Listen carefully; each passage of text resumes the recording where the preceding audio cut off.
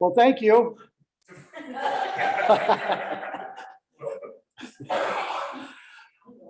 You know what? A couple people had an iron dream back in the 1860s.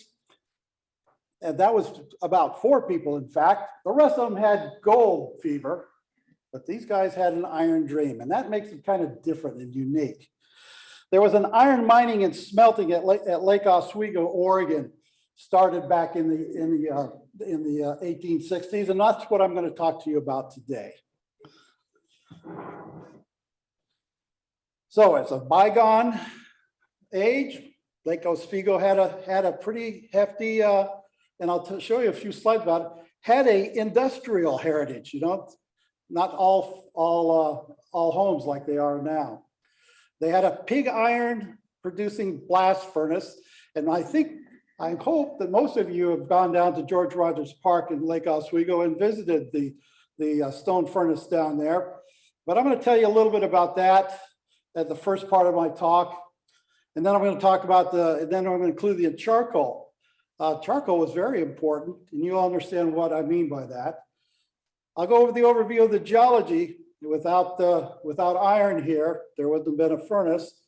And then I'm going to talk about mine features, and I'm particularly interested in the history of that and how the mine, how that worked, how the process went.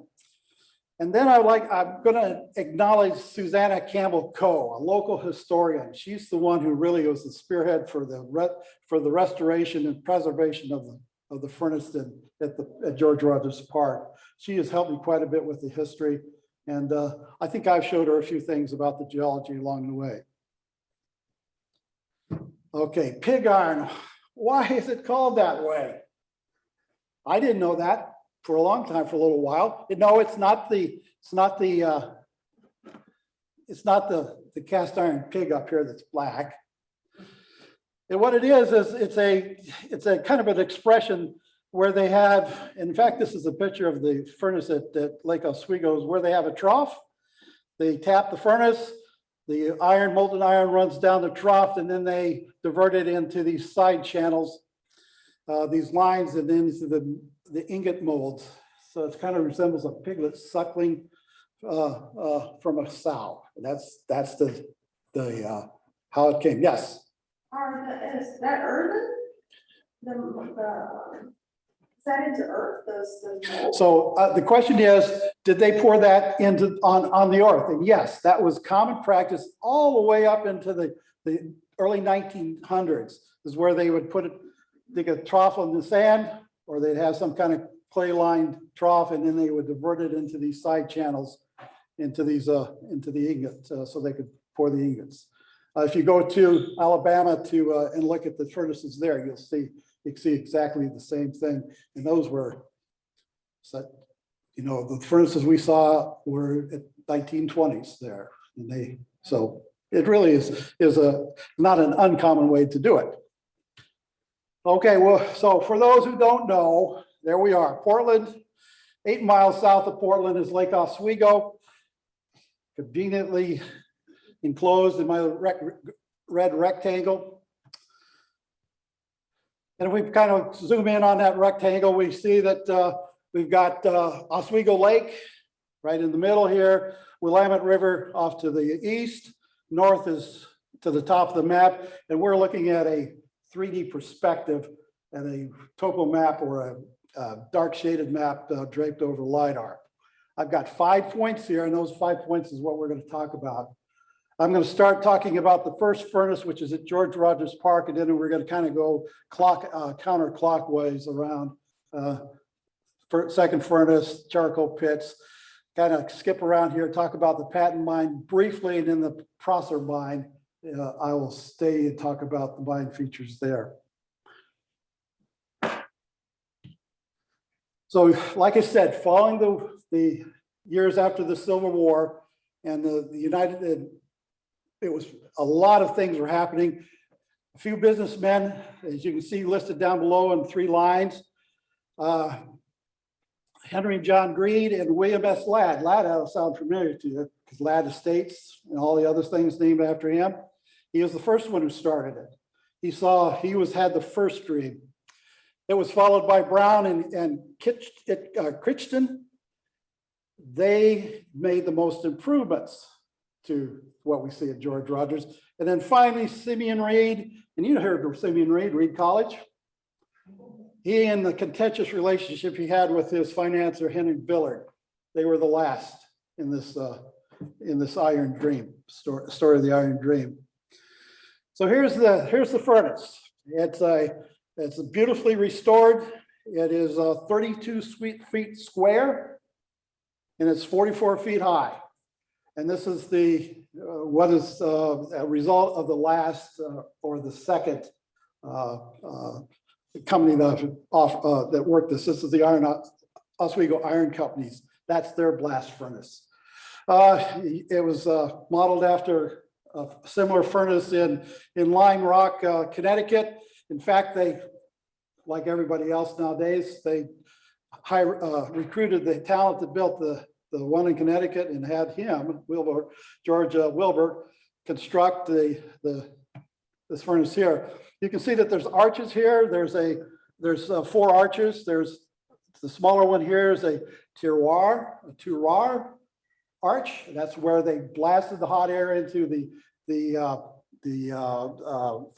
kiln in here, where the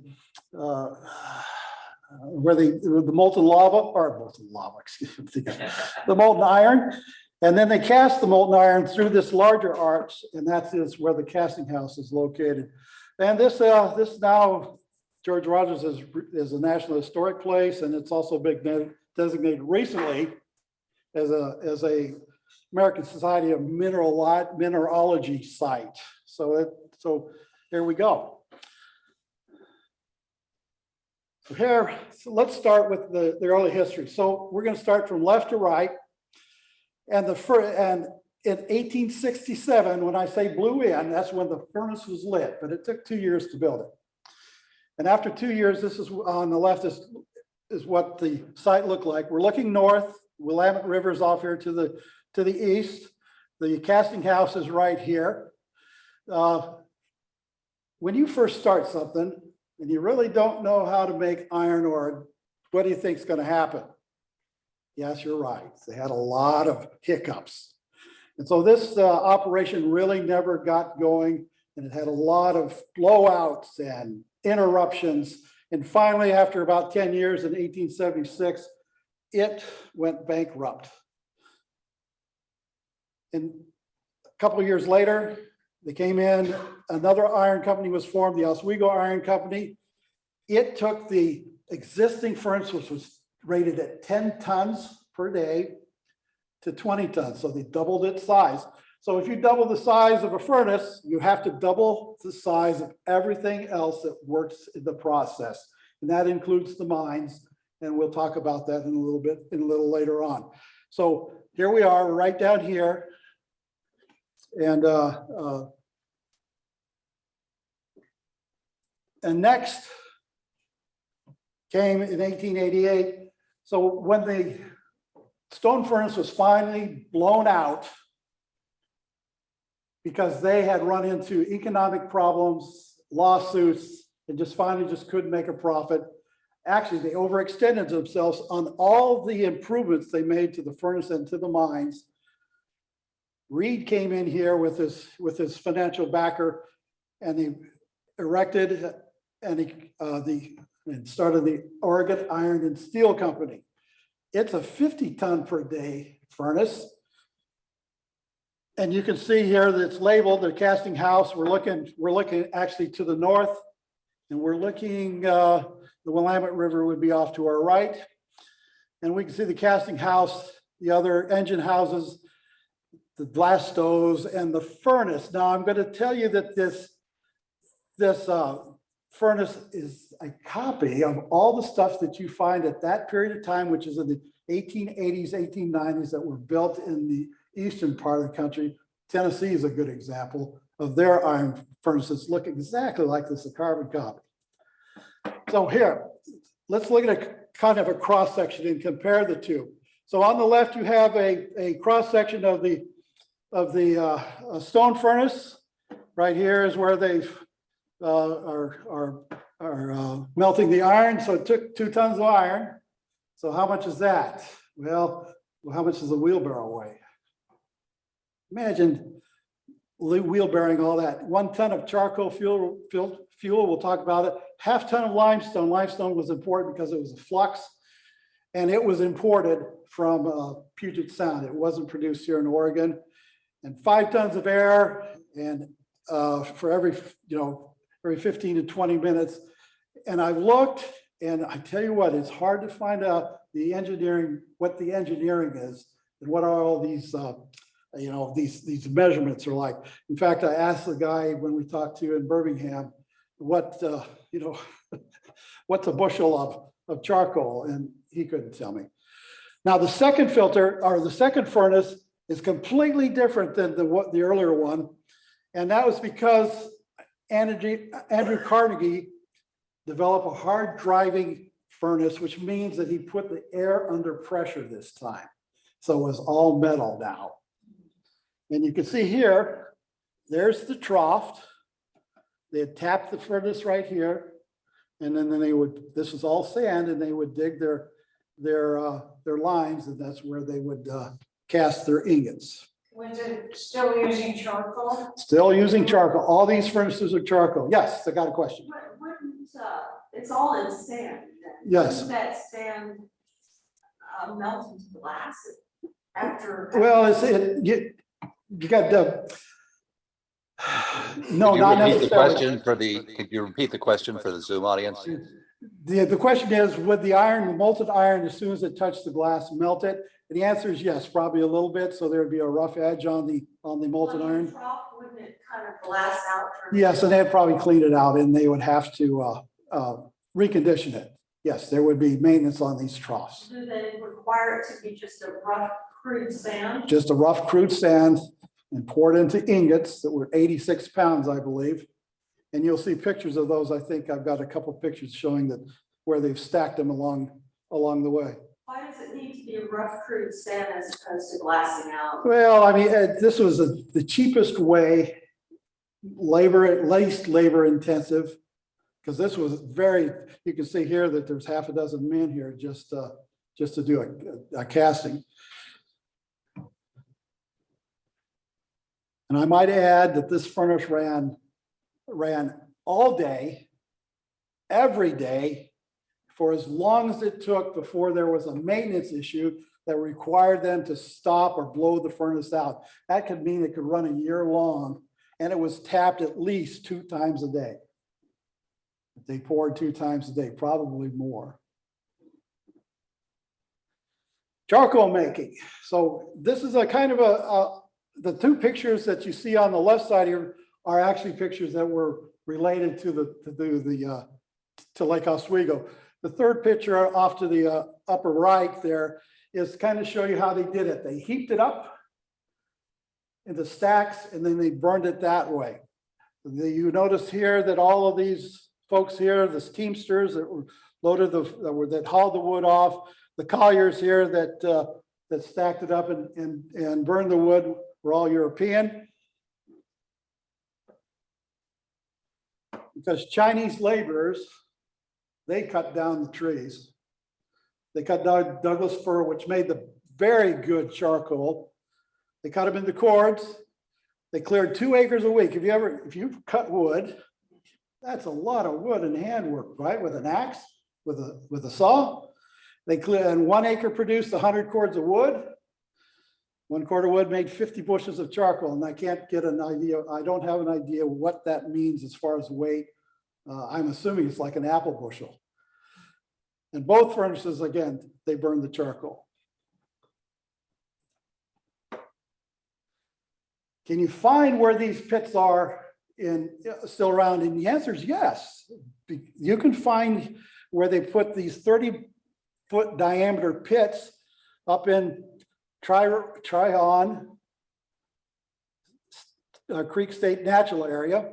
And I've got these circles here, these 4 circles, and you can start to see right there is a pit, right there's a pit, right here. And in fact, I haven't circled some of them that are down here. Oh, I might have mentioned too, right now, these green rectangles, those are all modern structures. So I added those to show you, just how development has encroached on all this.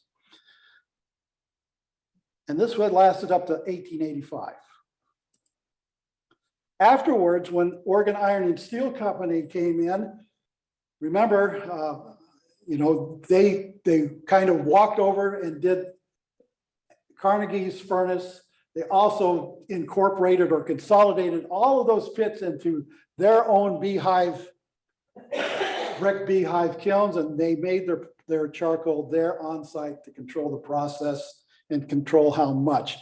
Also, transportation at that time was much better, and railroads were available to haul in all of this, all the materials they needed. So that's probably another reason why they did it. And that charcoal was the company's biggest operation expense. Of all of the mining, smelting, charcoal manufacturing was the most expensive. I never have understood charcoal. So the question is, what is charcoal, basically? So charcoal is where you burn the wood with no oxygen, and so all that's left is just basically carbon. So it doesn't turn to ash. Doesn't turn to ash. Okay. I So didn't know about the that. follow-up comment was it doesn't turn to ash. And I'm going to leave this area, this part of Lake Oswego, to this last slide, which is in 1892, the furnace closed, second furnace closed. However, this wasn't the last time that this area was used as an industrial site. Oregon Portland Cement Company came in 1910 and reused the site. You can see where the second furnace is. I haven't mentioned that Reed also put in a foundry that made pipe, and bull run pipe as part of the products that he made from it. This concrete company lasted up until 1981, and this photo here was taken in 1980. So we're in these two photos, we're both looking north. So this whole area that you see there in Lake Oswego as you pass by, with the stores, the houses, the apartment buildings, has all been built on or next to a brownfield, an old industrial site. Wrong way. So now let's talk about the overview of the geology. Now we've gone away from the furnaces, and we've gone over to about 2.5 miles to the west. And now we're looking at the two mine sites. And I've got basically distilled the geology into four units. We've got the alluvium. We've got the Missoula flood deposits that you see in brown. The green are the boring lava is a part of the Quaternary boring volcanic field. And Mount Sylvian is up here to the north, just off the screen here. And I believe this is 2.56 million years old.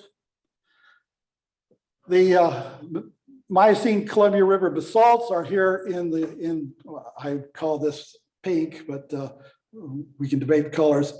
And then I also show how this area has been dissected by faults, Bolton Fault, the Oatfield Fault, and the Lake Oswego Fault, which is essentially an east-west fault. All the rest of these are north-south, and they are normal faults. This fault here impacts the ore body a little bit. So yes, there has been some faulting that has offset the ore body to a certain degree. What's next is, let's go and look at the ore host for the Poser mine here. And so the mine geology there is similar to the geologic setting at the Patton mine, so I won't talk about that. But right here, we go up from the Ortley, Winnewater, Sentinel Bluff, the Vantage Horizon, and I've got it labeled here, and I've also got I show you these red dots. Those are tunnels for the mines, and overlying the Vantage Horizons is basaltic ginkgo, and then we go up higher. So there's a section here of about 300,000 years, starting at 15.3 to 15.6 billion years ago.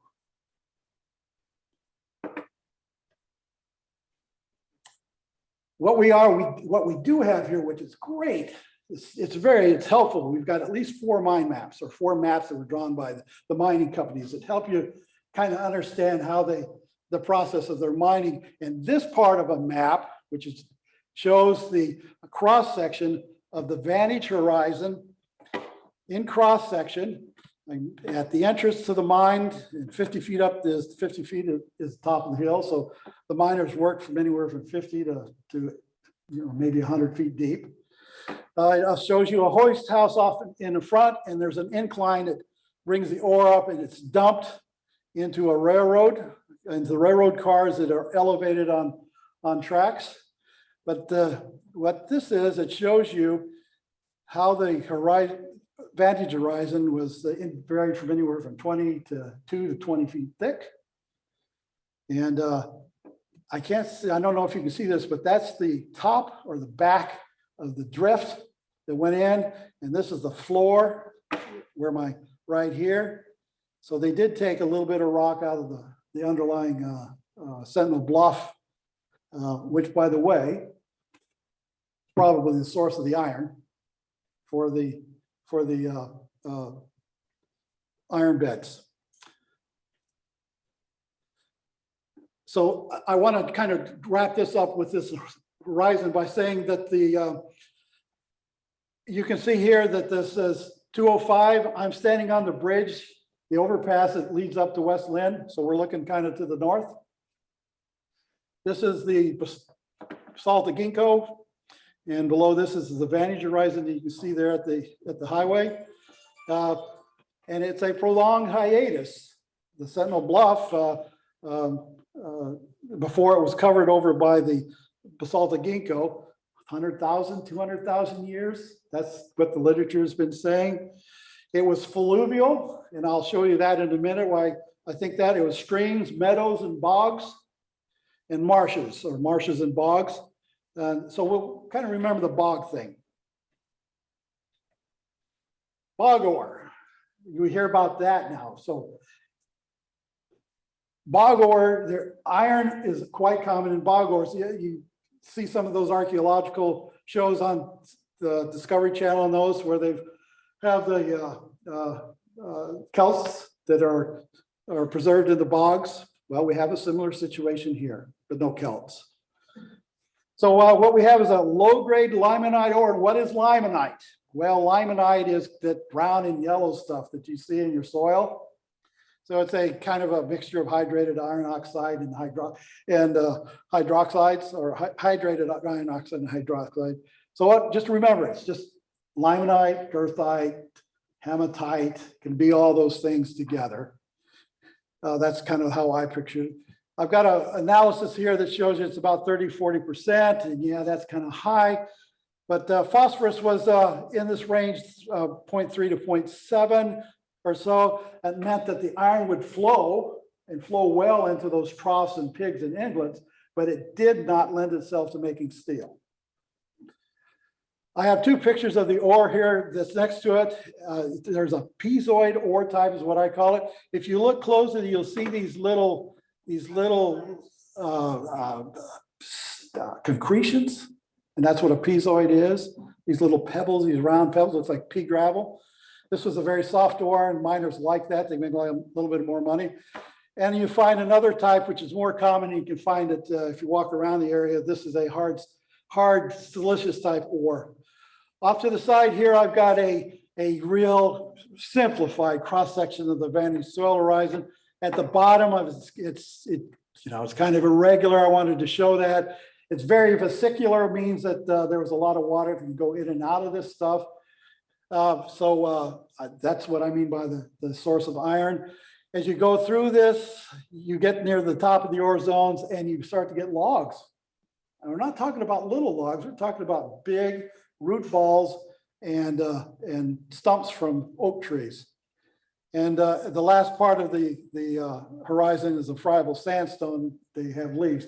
I have not found any leaves yet, but I really haven't taken a lot of time to look for them there. Okay, so remember I said that there's faulting that affected to the east side of the ore body. And most people have said that either this dip, which is about 10 to 15 degrees to the north, may be a result of that. Others have speculated it could be due to a syncline. I'm saying maybe not so. I found this, which is pretty much, which I think is what we're talking about. You can see here, this blue area is this kind of a mineral substrate. Just pretend that that's the Sentinel Bluff. And above that is now the deposition of the Benny soil horizon. And you can get, in the right climate conditions with enough water and moisture, a marsh, a hilltop marsh. You can get them on terraces. And look, you can get them on valley sides, which would correspond, if I can get my mouse to come down here, would correspond to a dip. So I'm thinking that maybe we just have, this is the situation we have there that deposited these, that was the environment for ore deposition. Now let's go and take a look at the mine features now. So we can see that the Patton mine is about 2 miles from the Oregon Oswego Iron Company, from George Rogers Park. And about 2.5 or 2 3/4 mile is the Prosser mine. And if you look at the Patton mine, this is again a look at the urban development there. You'll find, don't you find anything? This is the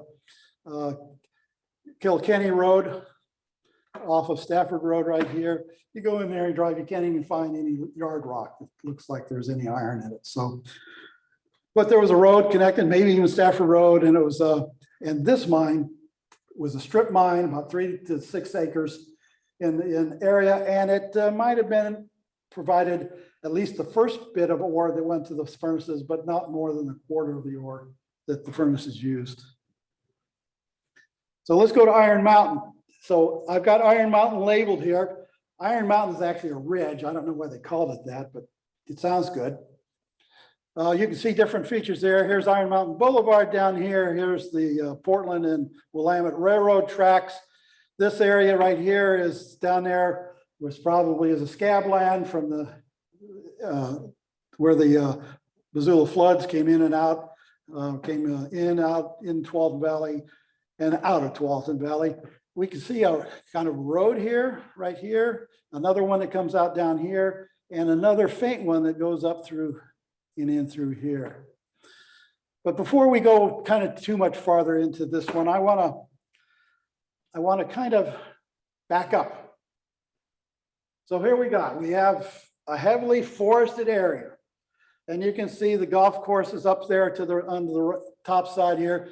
Hey, the equestrian park is down here. This is now part of the Iron Mountain Park area that they just put in, where you can actually park now to get to this place. But I want to show you this. It's forested now. This is an overlay of a 1956 aerial. Where's the trees? They're gone, but we can still see the road here, the trail that goes down here. We also see these 2 tanks here, which was part of the Lake Oswego water system there. So kind of remember that as we go along. And then in 1936, there's even less trees there. And the reason why is a great fire went through this area in 1902. And the reason I say this and show you this is it because it burned everything. It razed the mines to the ground, even went into the mines and burned all the timbers and all the workings in there. So all was left for the owners of the mine there is just to take out the burned wreckage, which is and try to salvage that. Nothing else is there. There's not a concrete foundation that's left in there. Yes. I want to say something I know about that area. Since man came in, not Native Americans, but since Europeans came in, they suppressed natural fire. So what would have normally happened is this area would have been swept with cool fires. and you wouldn't have gotten a wipeout of the Mhm. forest. But because Europeans came in, a man suppresses fire. Right. So it's too much forest litter builds up. And since they came in, what, about 300 years ago? And so it built up so much. So when there is a fire, it wipes out the trees. Right, so the comment here was that generally, there would have been a cool fire here if we'd have left the forest and the trees in there, but now a hot fire came through here, and it's part of the Alcott fire that went through Washington at the same time. So this one was a devastating fire, just about reached Lake Oswego, but just it died out before it got there. So remember this. That's why you go up there, you're not going to find anything unless we have LiDAR and we start to look at LiDAR and we start to make some interpretations. So again, we're looking at the ridge, and we have got the, in the yellow, I've got the houses, the modern houses that are outlined, and I've illustrated where the mine entrances are, and I've numbered them 1 through 4 to give you an idea, a sense of when the mines, those entrances were driven in and were used to exploit the ore here. And I will, I'm not going to go through this because I don't want to waste time, but kind of remember the names and the dates. So that, concentrate. All right. Time up. So these mines are called drift mines. Have you heard about those? Those are what they did in California when they went after gold in the alluvium. They went down into they drifted into the harder alluvium and they mined the alluvium. Here they drifted into the vantage horizon, which was essentially, soft sediment. And what they did is they drove a tunnel straight into it, as far as some factor prevented them from going farther. Air, utilities, or something. The longest one that they attempted to do was 1,000 feet. The average was 600. They stepped back, and where they thought we encountered ore, they drove a drift at 45 degrees or on either side, and they created a room, and they left a pillar between each one of these rooms. It's called room and pillar method of mining. And so this is the way they mined, and it held up the back. Now, they did rob these in a couple pillars or in a couple places, but we won't go into that. I also want to say where I got my information on the hoist house, and the other pictures I showed you is this and another drawing here. So this shows you the hoist house that's at the western end of the deposit. And so this is what the overall mine map, or a mine map of the whole deposit looks like from the west to the east and to the north. It's about 26 acres. And I'm not showing you how many houses are built on top of this, but there's been no problem since the houses have been built. I've heard no subsidence or subsidence problems there. And you can get the dimensions here, and I've got the mine entrances labeled for you right there. Miners. I was one. I worked in the mines. I can have a little empathy. There are 6 miners here, and how can you tell? There's a couple one obvious way. 4 of them here are holding candles or Tommy stickers. But I think these 2 are dirty, just like the rest of the other 4, and they work underground. The other ones are ones who work up top. They're mill hands. So just to give you an idea how you can interpret some of these photographs. So 2 men worked in a crew. They loaded 6. Their quota was 6 loads a day, 20 tons. How many wheelbarrows is that? 20 tons, that's 2 dump trucks. 2 dump trucks. If it was real hard mining, it was $3.50 a day. Wow. At the maximum, they had 60 miners, and they could do 150 to 700 or 150 to 175 tons a day with 7 crews. So now let's go to the western part of the deposit. Remember the 1879 one? See, we got my map here with an arrow. This is what it looks like. Remember I said that, showed you that one photo of 1956 aerial that had the water system. So this is the foundations to them, to the two tanks right here, one here and one behind it. And what I've done here is I've overlaid the hoist house and the incline, so the actual tunnel entrance is right back here, just on the edge of the photograph. And you can see here there was an elevated train track, and we'll talk about that in a minute. But you can see they dumped it through here. And again, this is all hand sorted ore. None of it was mechanized. This is the hoist house, and gives you an idea. They had a blacksmith, a carpenter shop. You can see where they came up and they elevated. They had a train station or train tracks right here. This was a wood track, which is very interesting above here, and we'll talk about that a little bit. So let's go over the mine features. All right, we're looking at the LiDAR now. We've got the tunnel entrances right there. I think there's 3 others. I could take you there and we could probably talk about that. There's a wagon road that was driven by Oswego Iron Company, who spent a lot of money upgrading their plant from 10 tons to 20 tons. And this is part of their improvements. They also put in a railroad bed and they put a train up there. At the same time, they also had a wood track and cable tramway that led to the other mines, other tunnels here to haul ore out to the end, to the west end of the mine for at least a while. So here's the 36 gauge railroad that they used. Here's the train right here, pictured here. This is an illustration in 1888. There weren't quite enough photographs taken then at that time. There's a train shed. I hope there was a turntable in it. There's a bunker. Here's the first, the 1867 adit, and here's that 1879 adit with the carpenter shack here and the hoist house here, the railroad tracks down there. This is the picture of the 10-ton locomotive that was used to haul ore and materials up to the mine.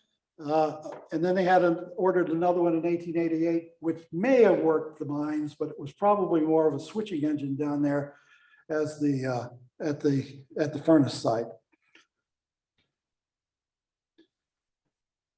Now switching our attention here. So this is the wooden track, and you can see that there's a cable running through here. So there's a cable that pulled these cars up the hill and lowered them down the hill. And this is the tread that you can walk in that faint line that we were looking at earlier in the LiDAR.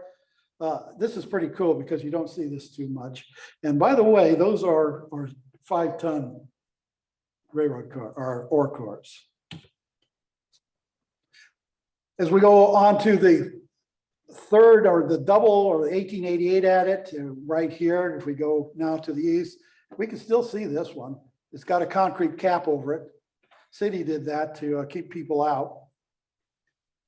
And then you can find the one here, the last one, or the new adit, what they call the 1890s adit. You can see here, if someone really was after it, they could dig it open and get to it. So that's what it looks like today. So back to our, there's my problem. So here's the LiDAR again, has the roads on it, the tram, and the mines and the openings, and I was supposed to have a better than this. So there's also waste rock, and the blue are the waste rock, and the gray are, I think, are landslides, but they could be waste rock too. And down here at Iron Mountain Park, which is a new park, if you haven't visited, it's pretty nice. You can park there, which is great. You can walk up to the toe of the dump, which is right here, and they have cut it. So a dump is just like a what?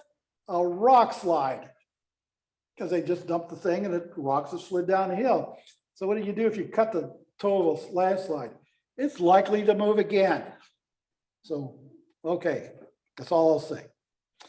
So you can collect, or from here, if you look around a little bit, but you see a lot of the upper part of the Sentinel Bluff, the vesicular stuff where the ore came, where the ore is probably originated.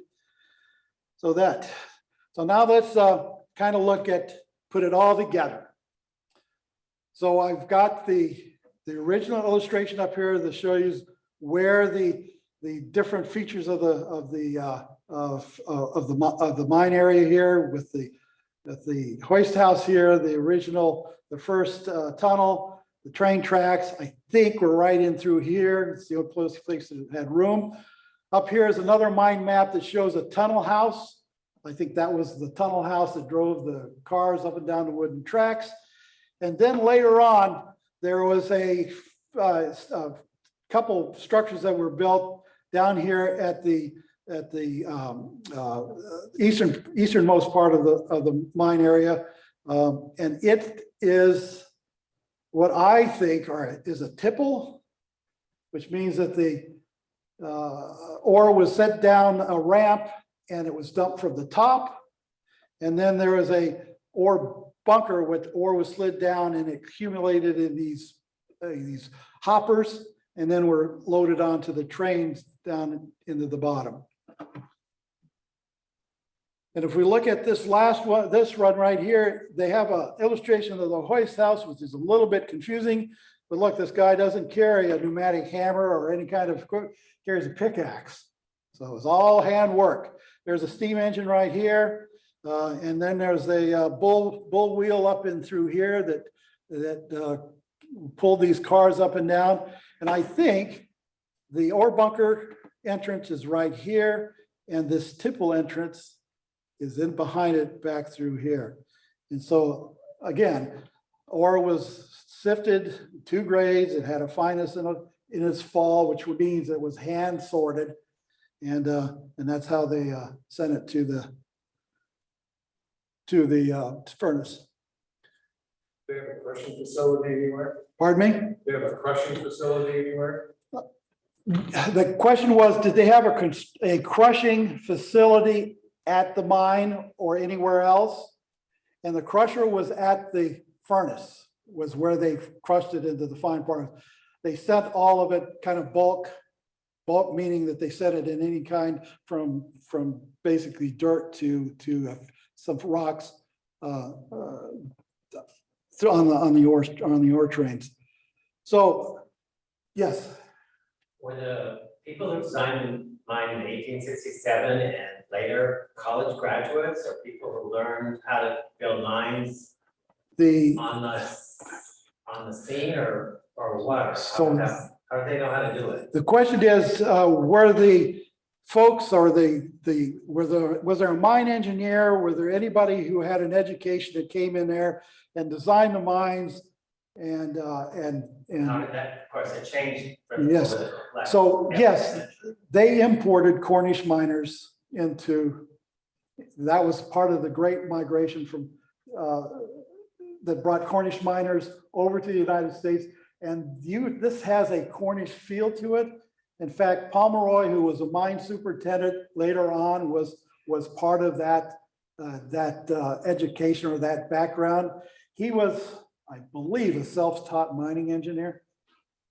So if you look at the mine maps, which are so important here, is that because they contain a lot of details on how the mine was drained, how it was supported, how they mined it, how they stockpiled waste and ore and all this other stuff. So it has a plethora of information.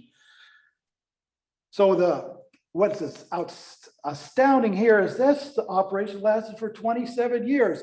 Average gold mine only lasted 3 to 5 years. 3 was the average. Imagine that. There was blowouts, financial woes, competition. That's all kind of, worked against the operation here. However, they did find a market along the Pacific coast.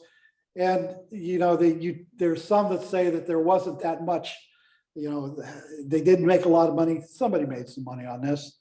They were charcoal blast furnace. They did try to use coal, but they just never went to it.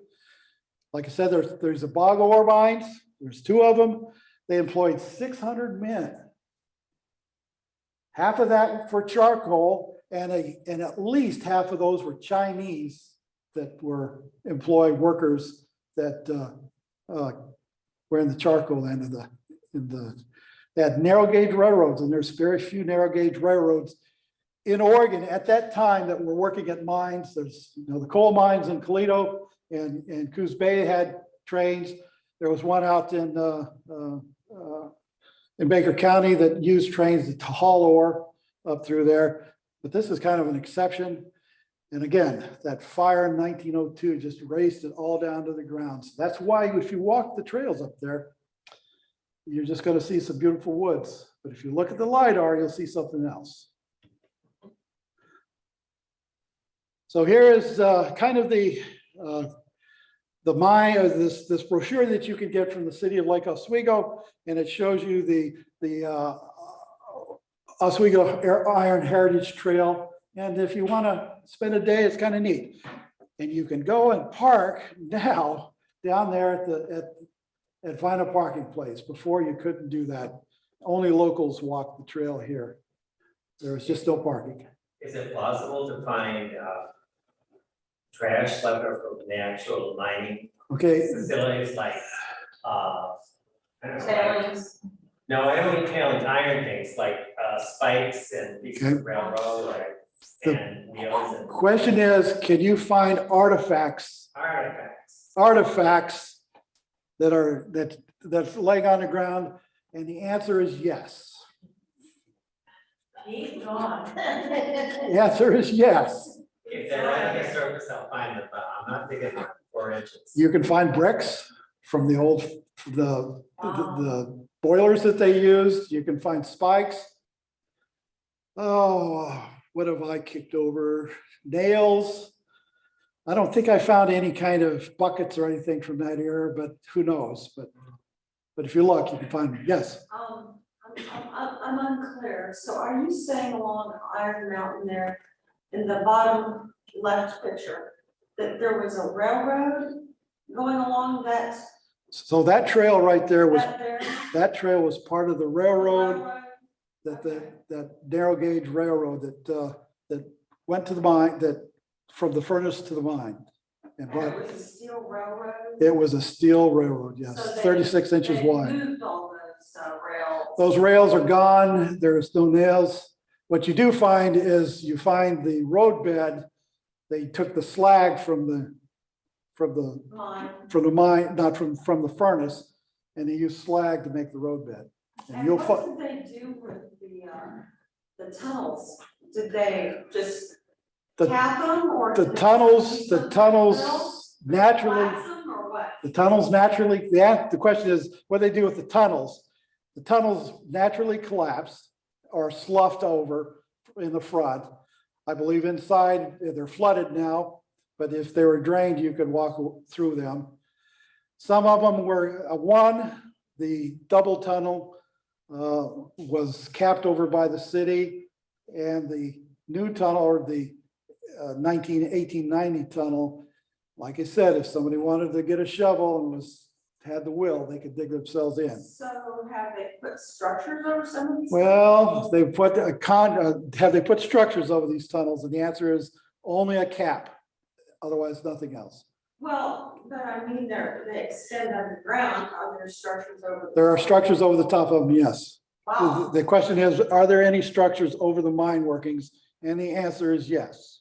Well, I mean, have there been situations where? There has not been any, they ask if there's been any situations that would Came suggest that there's any kind of substance or subsidence, however you want to say it. And the answer is, I don't know, but I haven't heard of anything either. And these are on a present day, say, permits map or something, What where the location of the tunnels are? yeah, the question is, have they been documented in some kind of database? And the answer is yes, because I put it in my database before I left. If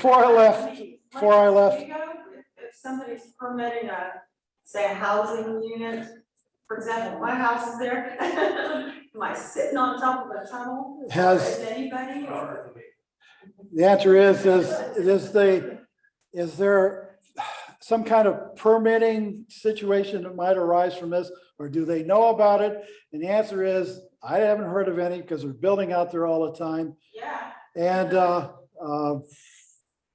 I would assume they should know. How did they remove water back in 1900? They had a steam pump. The question is, how did they drain the mines and keep them dry? They had a steam pump that they ran a steam line from the hoist house into the tunnel to a pump, a steam pump, and they pumped the water up and out of the mine. Yeah, Denny? What was the limestone for in the process? Limestone is a flux. It tends to get the silica and bind with it. And then that's the slag that they, part of the salt, and then, it's probably part of the coloration you see in that slag. So the question was, what was the limestone used for? And that's flux. One other, the big furnace was forced draft. Forced draft, it was under pressure, yes. What did they use to dry the air? I would have, the question is, the second furnace, the one that's an iron furnace, or the ironclad furnace, what did they use to heat the air and what did they use to drive it? The first furnace, the answer, used power that was generated from Sucker Lake. They sent it through a penstock to a Pelton wheel that turned a compressor at that time. Because they moved the furnace up, about a mile up the way up into the Foothills Park area, or Aurora Park in that area. They, I would assume that was all steam driven. They had a boiler in there and they used probably charcoal to do that. So the blowouts happen all in the furnace? Pardon me? The blowout that you refer to, So the blowouts, do you go down, if you've been down there and you walked around and you looked at the salamander and all those big heaps of iron ore. So the question is about the blowouts.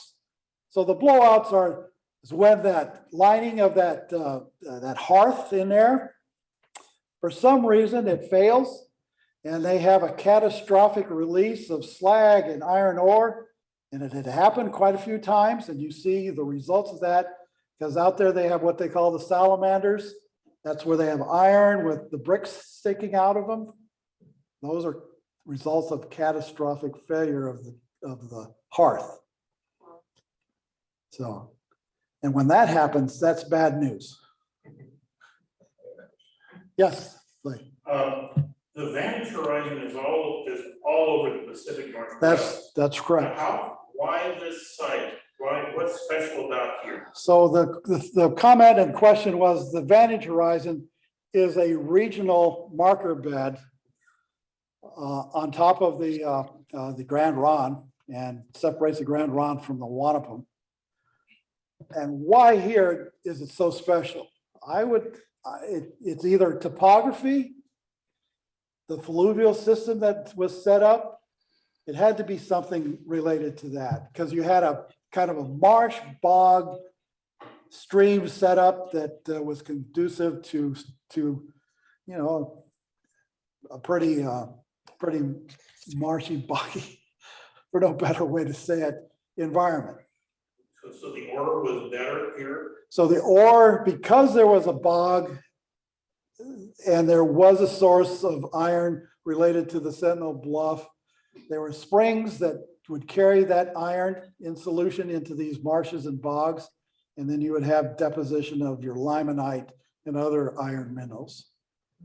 and probably a humid climate And a human, 17, whatever, Right. million years ago. it was. and the other comment here is about the climate, and yes, and the climate played a part in it, and it's probably a humid climate, as Matt has mentioned. So the boring volcanics had nothing to do with this. That's except, no, the boring volcanics did not. Hey, Clark, don't forget your Zoom audience. You've got people who have questions out here.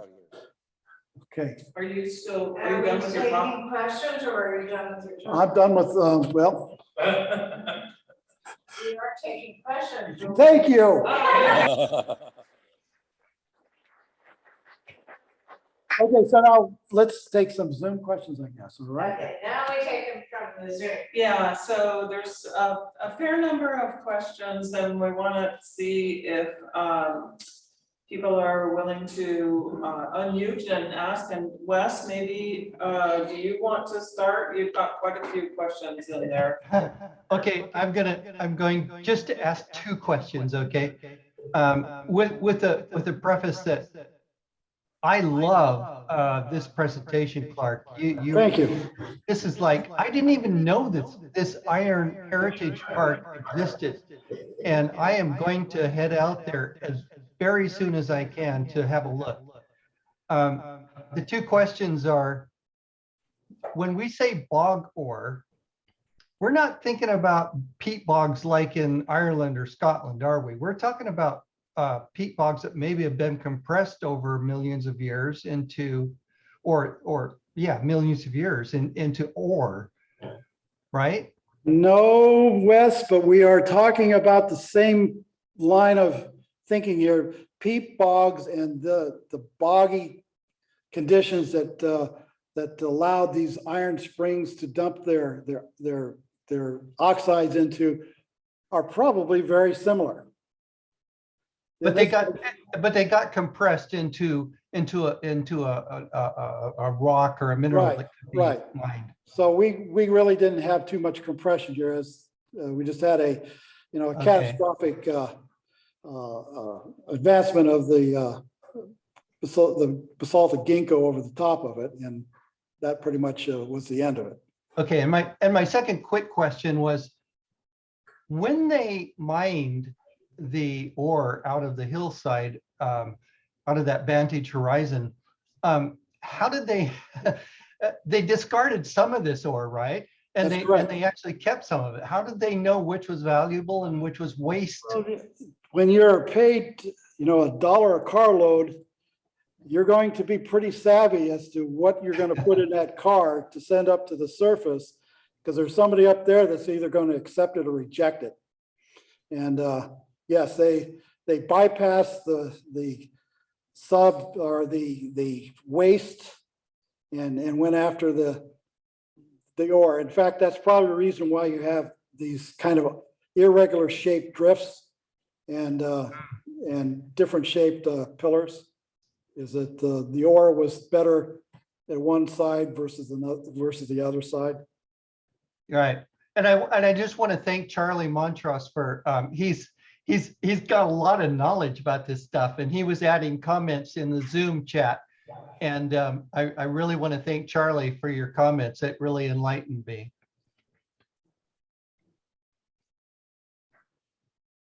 Is there another? Okay, I won't argue with a Does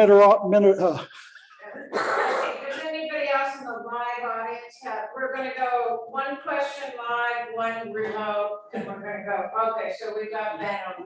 Okay, Ben. So Clark, I'm completely ignorant of iron activity in the Pacific Northwest.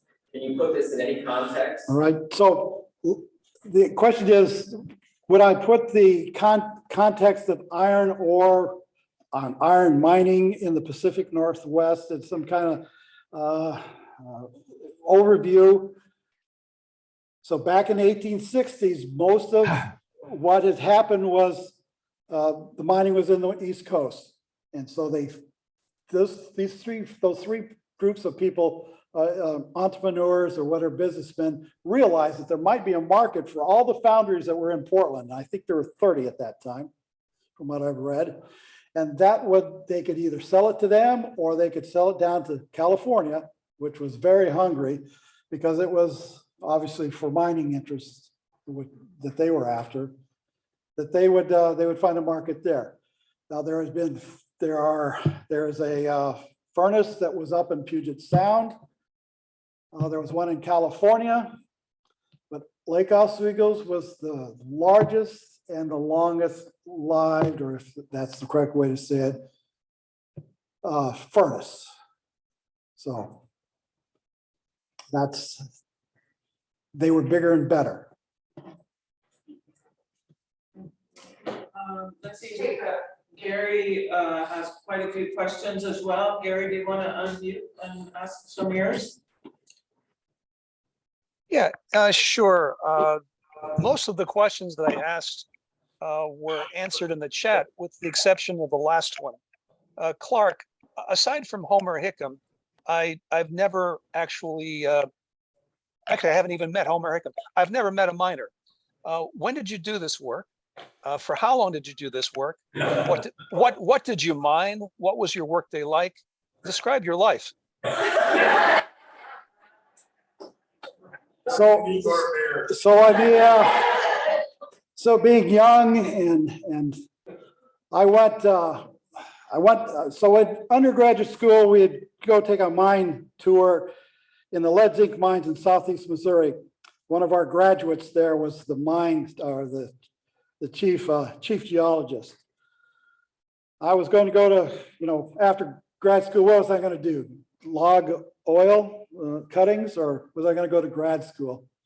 If I chose grad school, I needed a thesis. So I drove over to the mine and asked him, can you give me a mine thesis topic? And he said, yeah. So I went back to Western Michigan, proposed it to the one of the professors there, and he graciously accepted it. And so there it started.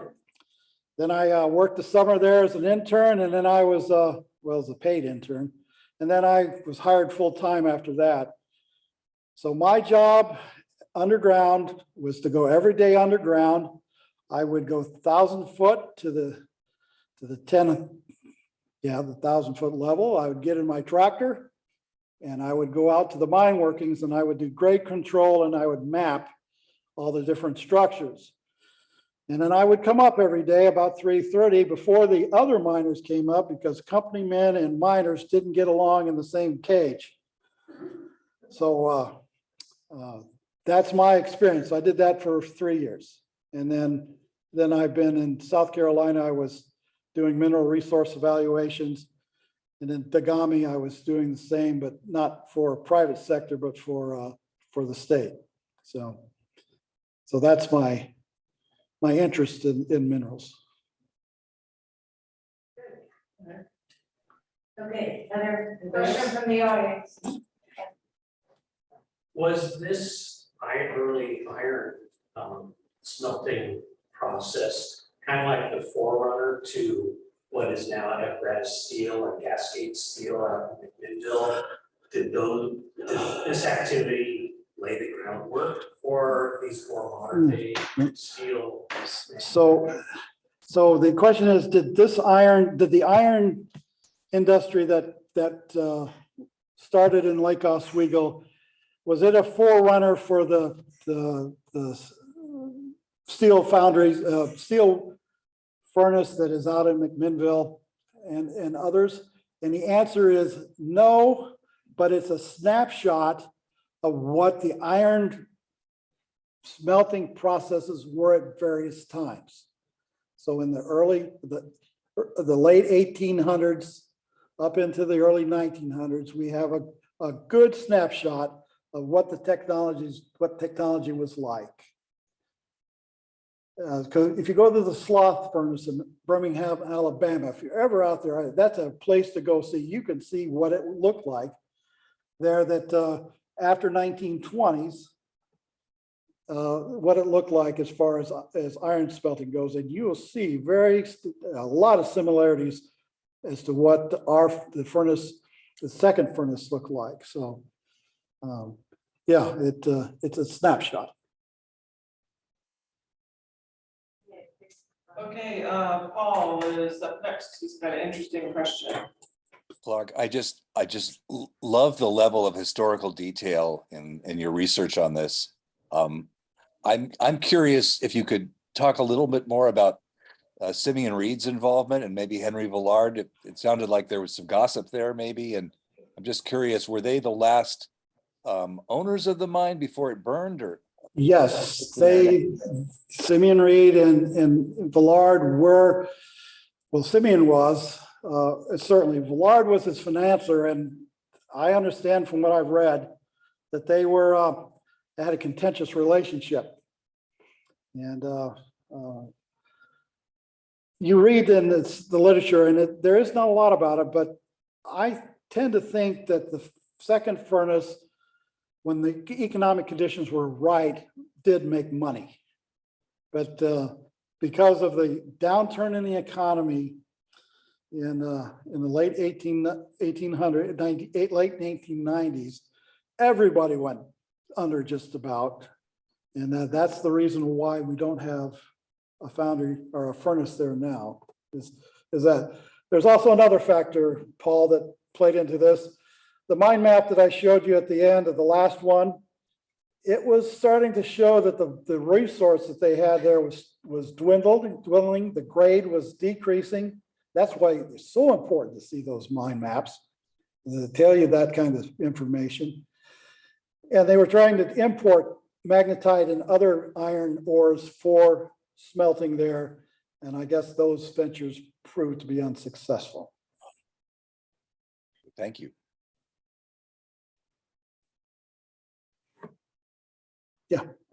What was the depth of the strata where they were finding most of this on? Okay, what was the Average depth? What was the average depth of mining for the mines? So they mined ore as soon as they went in, but the deepest part of the mines, I think, may have reached 100 feet below the surface. And did they leave tailings all over the place? They left a waste dump or mine dump in front of some of them that you can see now. But again, here's where those mine maps are so interesting.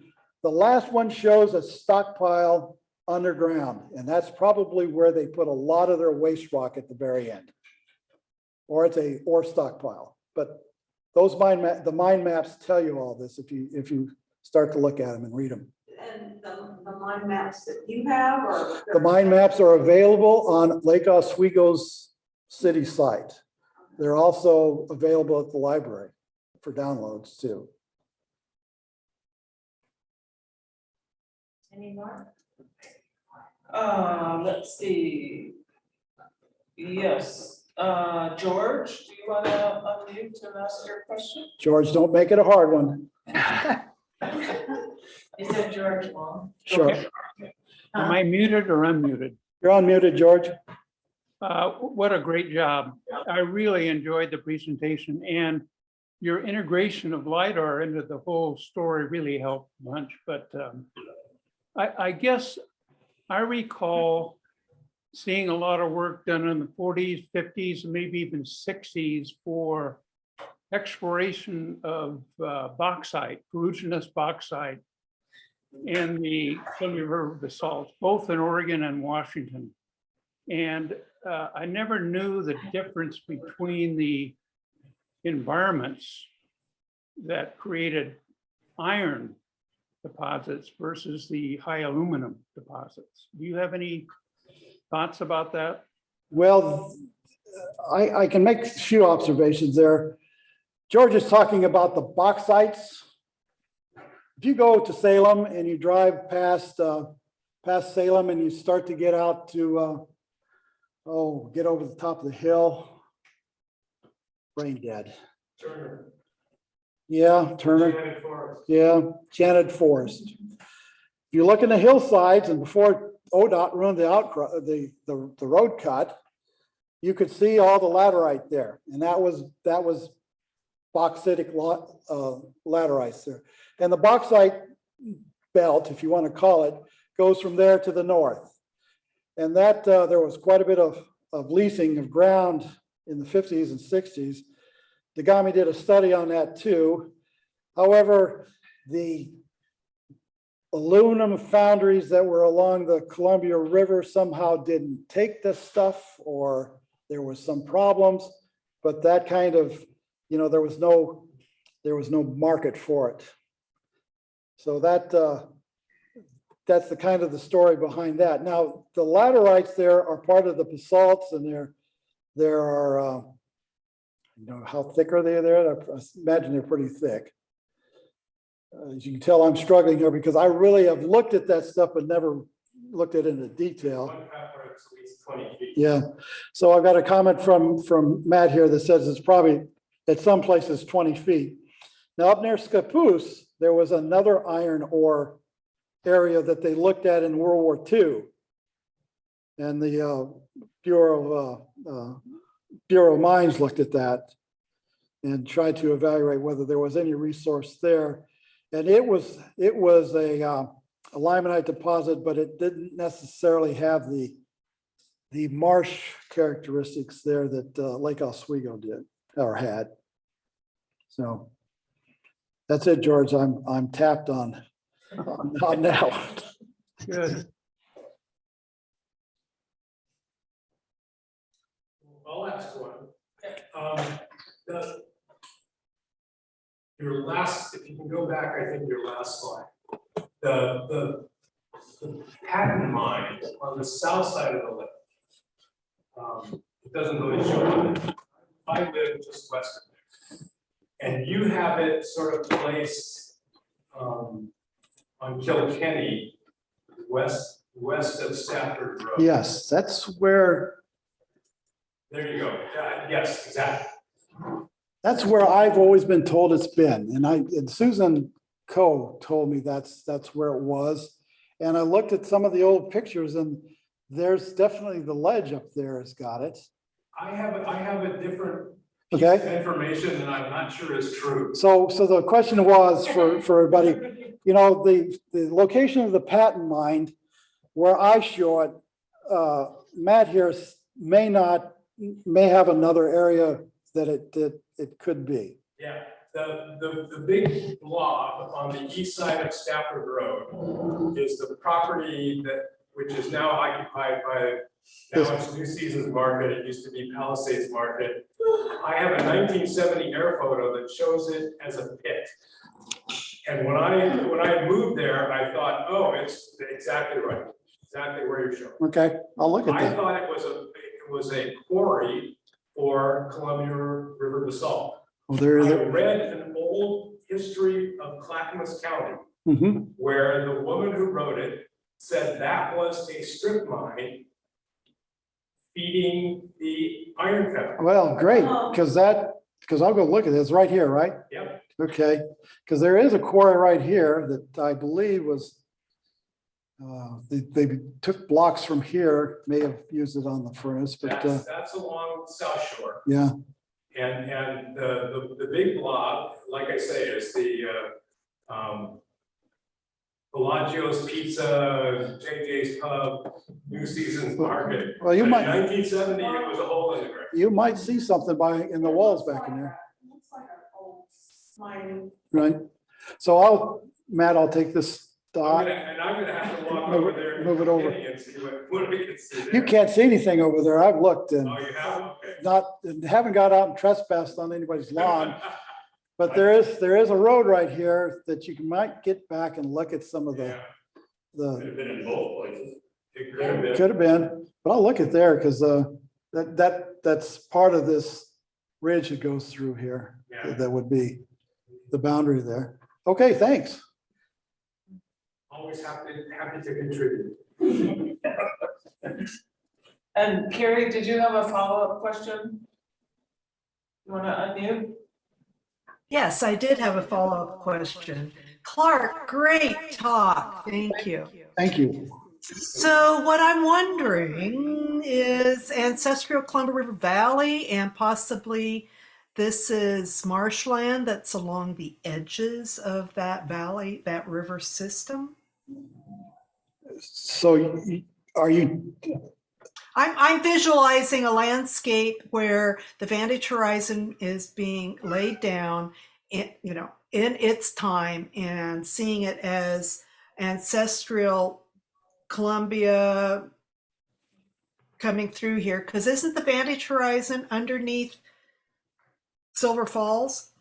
Yes. Yes. Okay, so if we're talking ancestral river systems and leveling out to more of a flat broad valley, you could have a lot of marsh bog land. Oh, absolutely, absolutely. Yeah, and the point I wanted to make was that we don't necessarily have to have a flat bog environment to get one of these type of deposits. That there are environments that on the sides of a hill, top of a hill, and on terraces where there could be some conditions suitable for this kind of deposition of limonite. So that was the purpose of my slide. But you are correct, absolutely, that this was a part of a fluvial system that included marshes and bogs and slow-moving streams that would be conducive to this kind of a setup. And all you would have to have is a source of iron via springs or something like that that would pump the iron into the environment. Yeah, kind of a side thought here is that with soil scientists that I worked with in the Oswego Mountains, he would identify a lot of iron-rich soils related to our springs that would be coming up through the Picture Gorge basalts. Right. But that's a very, very small, it's not something that could be mined. It's not extensive. So we had, as I did on my trip, we've got that magic triangle. We have to have the ore host, the ore solutions, and then we have to have somewhere it's deposited, it precipitates. And we had the right conditions, at least in 2 places here in Lake Oswego. Yep. Thank you. Excellent talk. I was going to say, the bogs produce tannic acid, and so you have acidic conditions, but also reducing conditions, which is enough to cause the iron to precipitate out as iron hydroxide and as iron. Yes, yes, yes. Thank you, Charlie.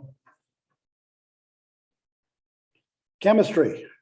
It's been a long time.